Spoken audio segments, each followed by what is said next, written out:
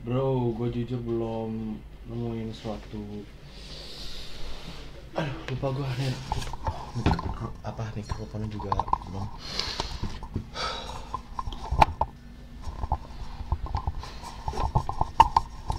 Jadi gue mengimplementasi solusi yang ada dalam video ini, yang nanti gue akan tunjukin. Kalau lu dari masa depan mungkin udah melihat apa yang akan gue solusikan di video ini. So, biasanya gue kalau buat video gue buat thumbnailnya terlebih dahulu. Ini kenapa nge-lag ya? Never mind bro. Aduh, nge-lag kali bah. Gue harus, kayak gue belum rutinitas untuk hapus-hapusin file-file yang ada dalam sini. Jadi kita akan gue akan menjelaskan terkait dengan humanity-nya itu makin kelihatan. Jadi gue akan bikin mata karena itu yang gue pikirin. So gue akan bikin mata. Dan nantinya gue akan screenshot hal ini gitu. Wait. Ya ini timer gue bunyi berkaitan dengan gue bekerja. Ya gue masih pakai Pomodoro teknik yang advance, yang lebih berkembang, bukan hanya 1 jam doang habis itu gue benar-benar berhenti dan hal semacamnya. Kalau enjoy ya gue lanjut. So kali ini berkaitan dengan makin kesini makin kelihatan humanity-nya. Ini kenapa lagi bro? So lagi-lagi gue ngejelasin terkait dengan podcaster yang sering gue konsumsi. Bukan seringnya itu gue 24/7 gue mengkonsumsinya, karena gue lagi berusaha untuk tidak mengkonsumsi banyak konten seperti yang diterangkan oleh podcaster itu sendiri.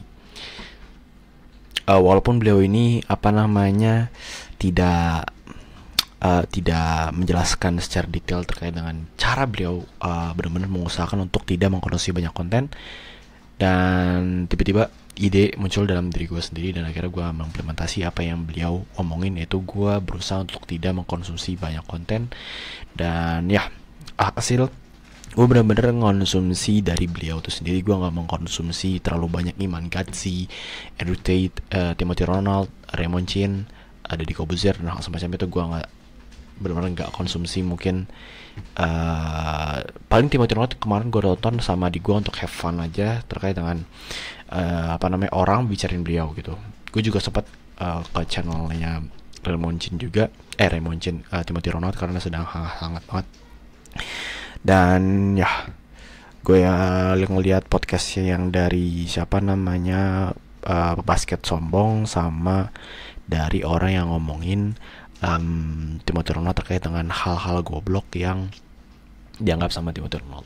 Dan gue setuju beberapanya, dan gue setuju beliau nganggap orang itu goblok karena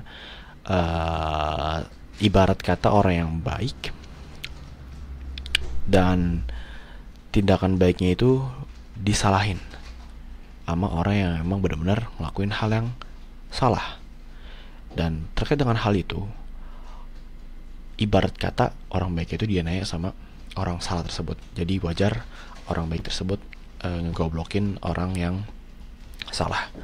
So lu pasti paham apa yang gue maksud. So gue sering mengkonsumsi hal pengembangan diri, self improvement dari Hamzah Ahmad. Dalam video beliau, beliau yang dulu itu sungguh profesional sekali. Profesional itu dalam segi beliau tidak ada salah-salah kata dan hal semacamnya, walaupun gue nggak tahu di balik layar itu kayak gimana editannya dan hal semacamnya.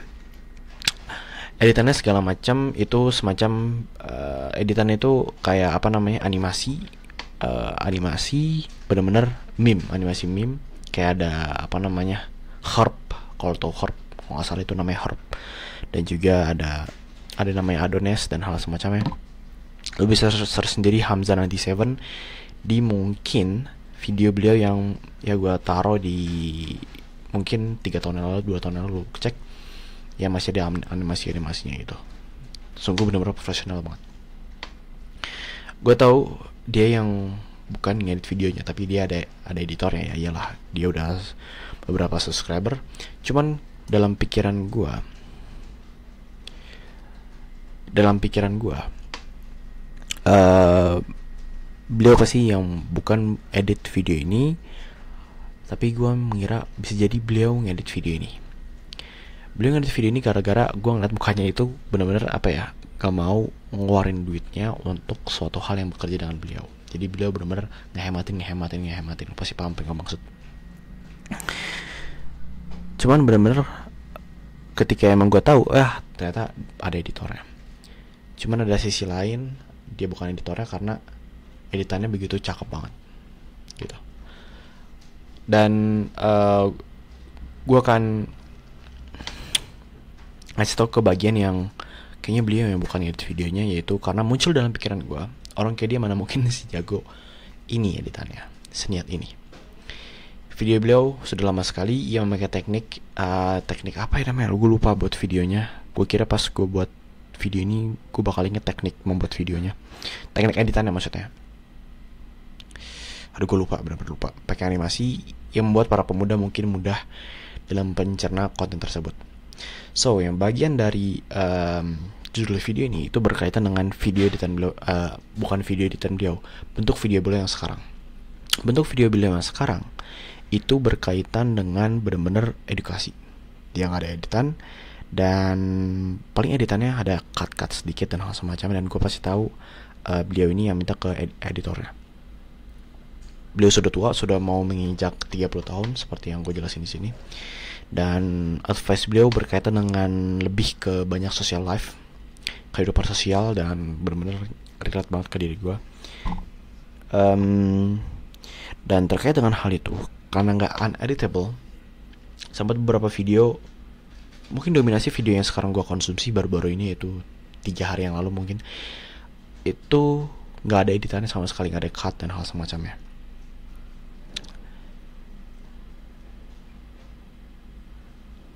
Dan di bagian-bagian sebelumnya juga, di bulan-bulan yang lalu, itu juga benar-benar nggak ada editannya. Dan gue sempat ngeliat beliau yang benar-benar clueless. Abis itu beliau solusikannya dengan dengan menghirup napas, membuang napas gitu. Seperti yang gue lakukan tadi di awal gue buat video ini. Walaupun terdengar kayak gue ngasih solusi, no bro. Jadi gue ingin menjelaskan satu hal yang ada dalam diri gue, yaitu berkaitan dengan, tadi gue ingin ngejelasin terkait dengan cara untuk tidak terlalu konsumsi banyak konten. No, tidak terlalu konsumsi banyak konten. Dan yang gue jelasin tadi sebelumnya, yaitu podcaster yang gue sebutin ini nggak ngasih tahu caranya, dia nggak kasih tahu. Cuman cara gue adalah gue masih membuat kertas tracker. Tapi gara-gara sekarang ini gue makin tahu selak blok kertas tracker, bagian atas ini yang biasanya mungkin ditulis sama orang-orang pemula untuk membuat kertas tracker, itu kasih hari Monday, Tuesday, Wednesday, dan hal semacamnya. Itu benar-benar males gue buatnya. Jadi gue buatnya itu pakai angka. Kalau angka 1 itu Monday, kalau angka 2 itu pasti Tuesday, angka 3 itu Wednesday. Cuman ketika gue membuat kertas tracker, pasti gak selalu mulanya itu Monday. Contoh, ketika di hari Wednesday, masa gue kasih 1 dulu, Monday dulu, baru nanti Tuesday, berarti ininya gue coret. Nah di bagian ini ya, itu benar-benar buang-buang. Jadi ketika Wednesday, gue langsung pakai 3, 4, 5, 6, 7. 7-nya ini hari Minggu, 1, 2 gitu. Ya mungkin bisa mensolusikan dari kalian cara buat kertas tracker yang lebih efektif dan efisien.